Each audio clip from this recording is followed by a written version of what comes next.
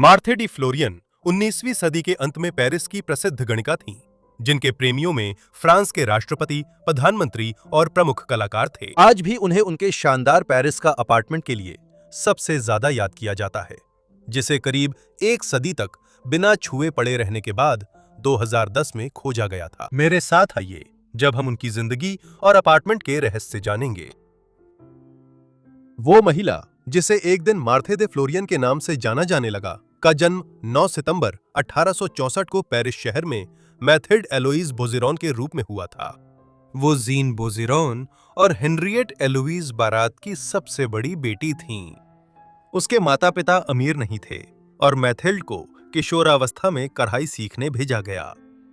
उनकी सापेक्ष गरीबी का एक संकेत मैथिल्ड के दो भाइयों की मृत्यु में भी देखा गया, जूल्स लुई बोजेरॉन और जूल्स बोजेरॉन बचपन में ही निधन हो गए। एक और भाई बहन, एक बहन जिसका नाम हेनरिएट जोसेफीन था, बहुत लंबे समय तक जीवित रहीं।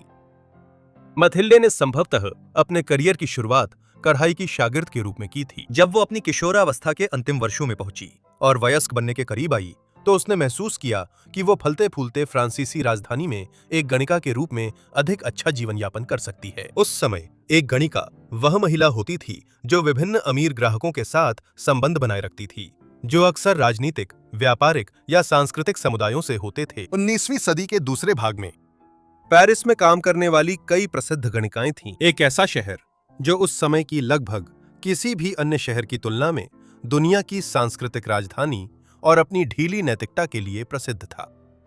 मैथिल्ड की बात की प्रसिद्धि के बावजूद उनके 1880 के दशक में गणिका के रूप में शुरुआती काम के लिए प्राथमिक स्रोत कम हैं। हम मान सकते हैं कि उनकी भी मॉन्टलांज रूज और ले फोलीज बर्जर जैसे प्रसिद्ध कैबरे हॉल और रेस्तरां में उपस्थिति रही होगी।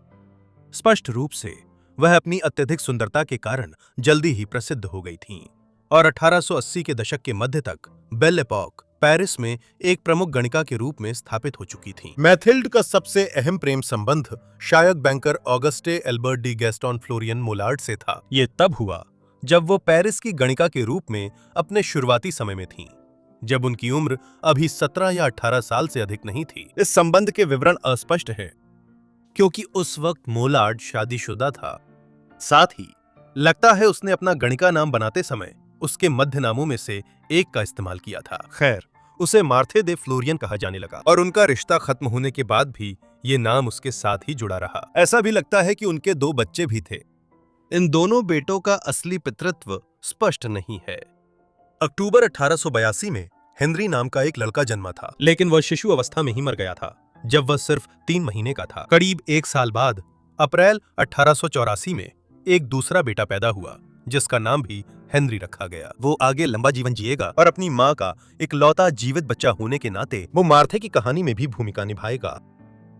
कहा जा सकता है कि मार्थे का सबसे प्रसिद्ध रिश्ता जॉर्ज क्लेमेंसो से था, जो आधुनिक फ्रांस की राजनीति के प्रमुख व्यक्ति थे। उन्होंने पहली बार राजनीति में प्रवेश किया जब 1870 के दशक में फ्रांसीसी तीसरा गणराज्य स्थापित हुआ था और वहां से वे धीरे धीरे आगे बढ़े। आखिर वे 1906 में प्रधानमंत्री बने। उन्होंने यह पद 1909 तक संभाला और फिर उन्होंने 1917 से 1920 के बीच दूसरा कार्यकाल भी संभाला। उन्होंने शांति वार्ता में फ्रांसीसी प्रतिनिधिमंडल का नेतृत्व किया, जिससे प्रथम विश्व युद्ध समाप्त हुआ। जहां एक ओर क्लेमेंसो फ्रांस की राजनीति के शीर्ष पर थे, वहीं वे एक सुसंस्कृत व्यक्ति भी थे जो क्लोद मोने को अपना करीबी मित्र मानते थे। इसी कारण वे बेल एपॉक के पेरिस में मार्थे की ही तरह कई उन्हीं कलात्मक हलकों में उठते बैठते थे। इस खास संबंध के बारे में जानकारी वाकई में बहुत कम है, लेकिन ऐसा लगता है कि यह या तो ठीक पहले या फिर क्लेमेंसो द्वारा अपनी पहली और एकमात्र पत्नी मैरी प्लमर से 1891 में एक बेहद विवादास्पद तलाक लेने के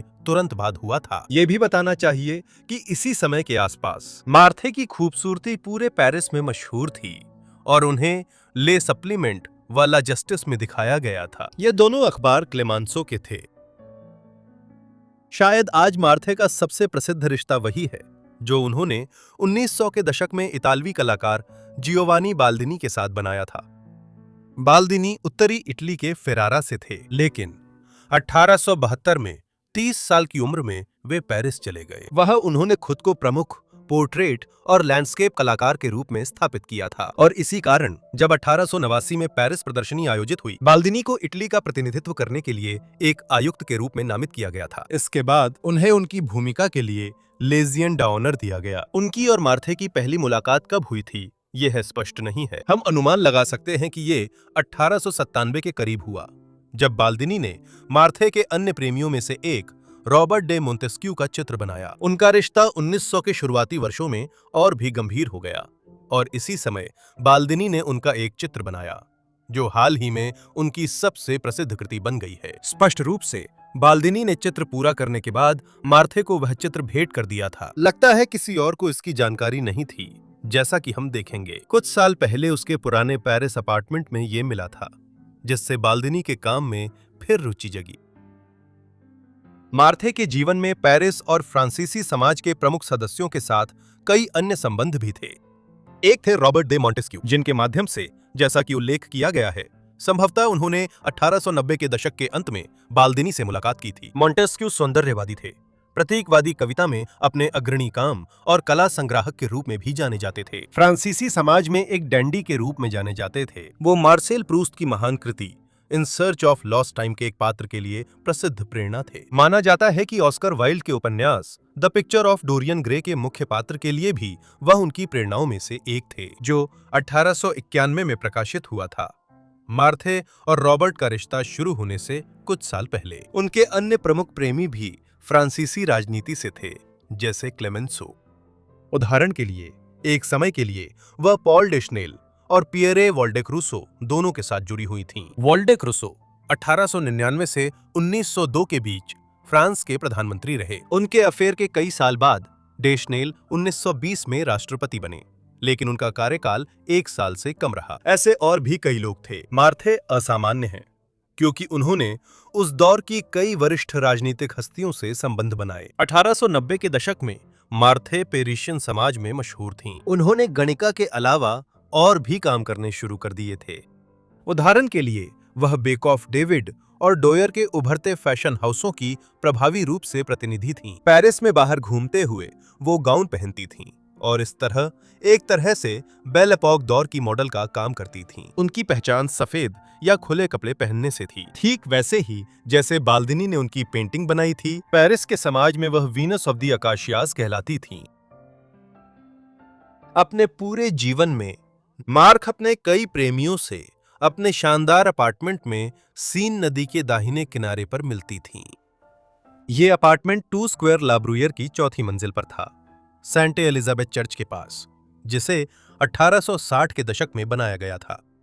यह एक शानदार जगह थी जो 1500 वर्ग फुट में फैली हुई थी।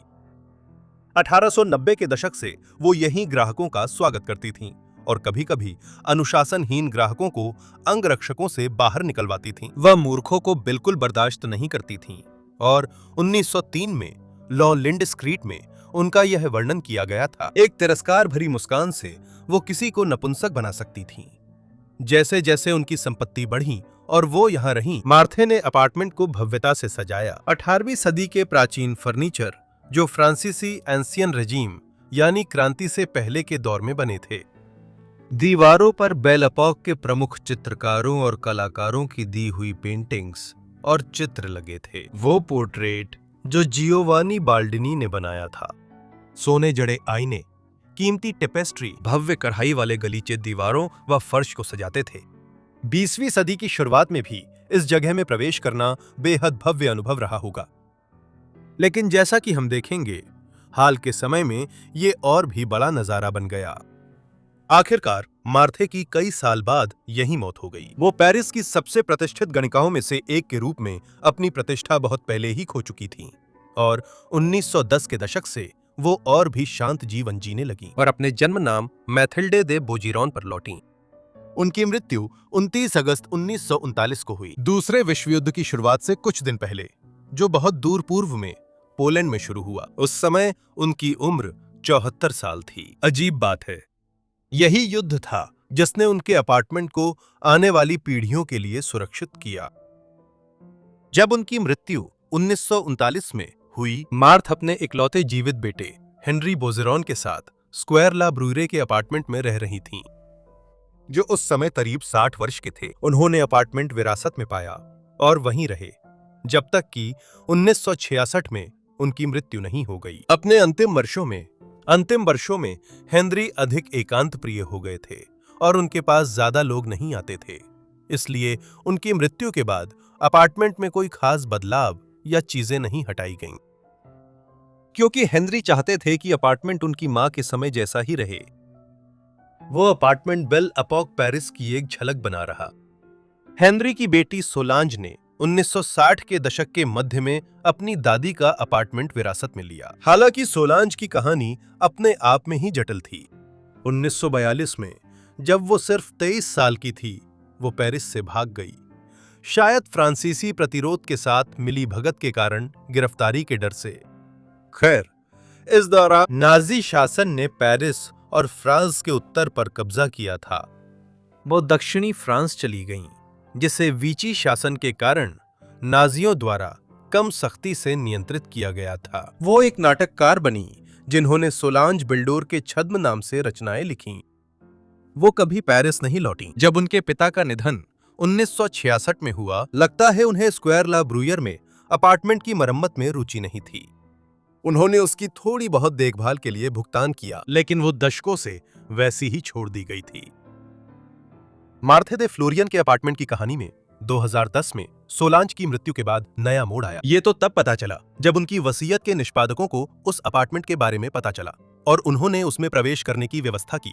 तब उन्हें एहसास हुआ कि दशकों से वहां क्या बिना छेड़े छोड़ दिया गया था। मार्थे दे फ्लोरियन का अपार्टमेंट एक टाइम कैप्सूल था, जिसमें बेल एपॉक और दोनों विश्व युद्धों के बीच की पेंटिंग्स, पत्राचार, शीशे, टेपेस्ट्री और अन्य वस्तुएं थीं।